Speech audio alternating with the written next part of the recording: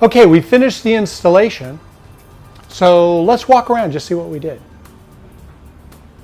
Remember, we have 3 sides of our porch exposed, but we have 4 panels. Our first panel is fastened to the wall. We have a zipper doorway so we can go in and out. The second panel stops at this corner behind this column. There's another zipper. We're taking a path on the outside of our columns to give us as much structural integrity as we possibly can.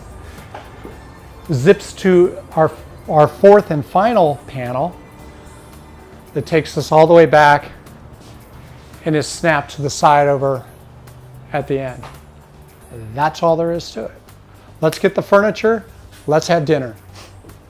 We're done.